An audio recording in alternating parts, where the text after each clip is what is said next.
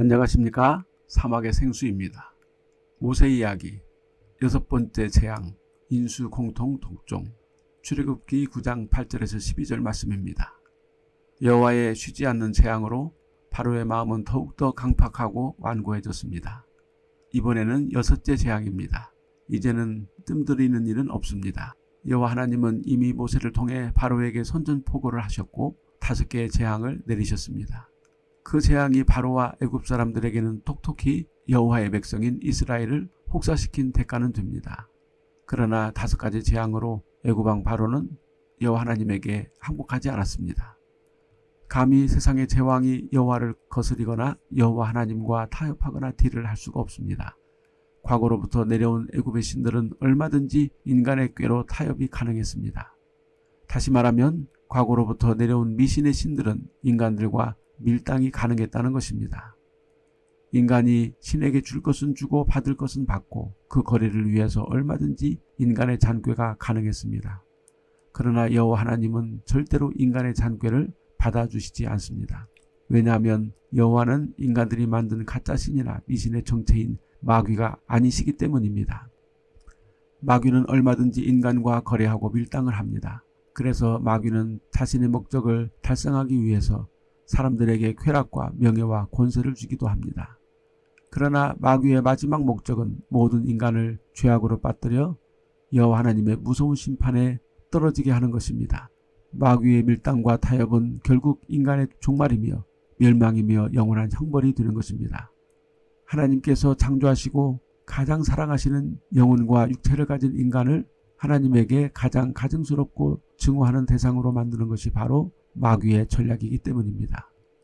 이것을 위해서 마귀는 온갖 속임수로 인간을 유인하고 인간은 자기 꾀에 자기가 속아 하나님을 대적하는 비극을 맞이하게 됩니다. 거룩하신 여호와 하나님과 언약을 맺고 거룩한 말씀을 따르지 않는 인간은 누구나 파국을 맞이하게 되는데 이것을 인간들은 운명이라고 합니다. 죽을 수밖에 없는 운명, 비극을 타고난 운명. 그래서 인간은 슬픔을 지고 살다가 운명에 따라 죽어야 한다고 세상의 종교는 말하고 있습니다. 그러나 이 인간의 비참한 운명의 창시자는 하나님이 아니라 마귀인 것을 우리는 분명히 알아야 합니다.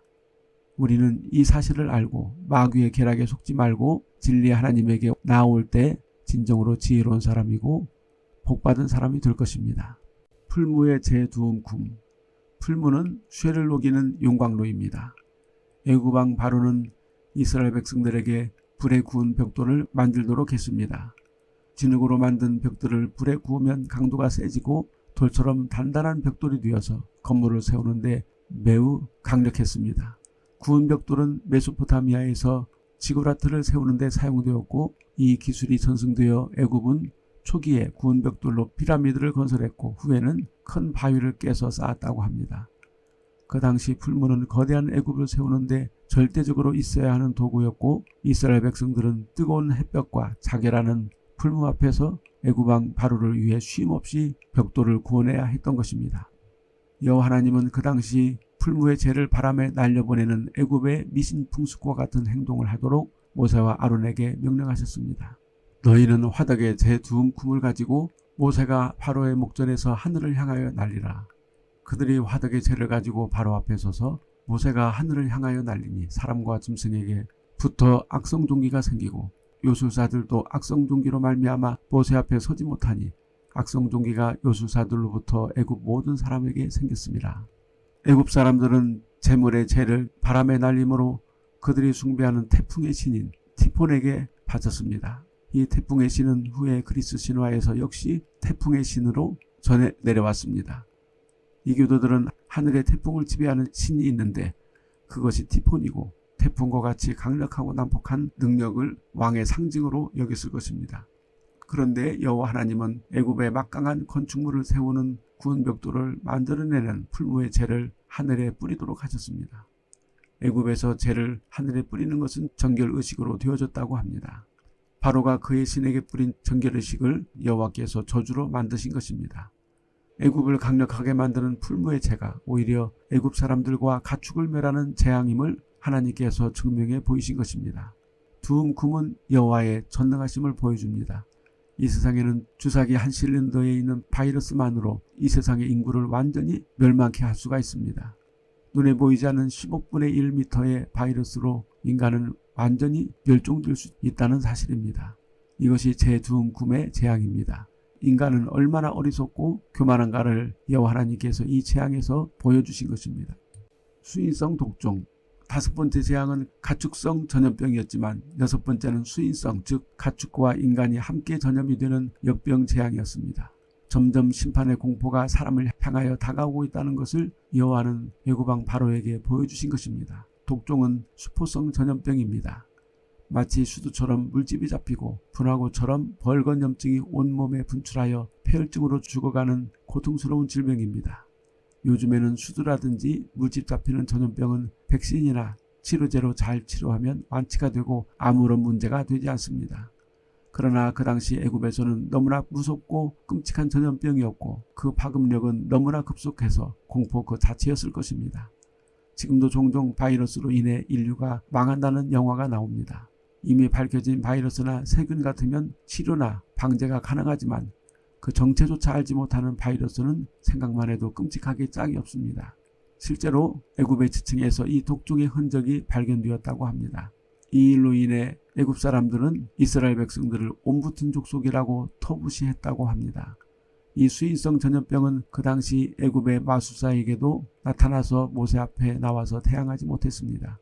물론 당연히 모세와 이스라엘 백성들에게는 이 독종이 바라지 않았습니다. 악한 세상에 대한 하나님의 심판은 결국 하나님을 믿지 않고 대적하는 자들을 향하게 됩니다.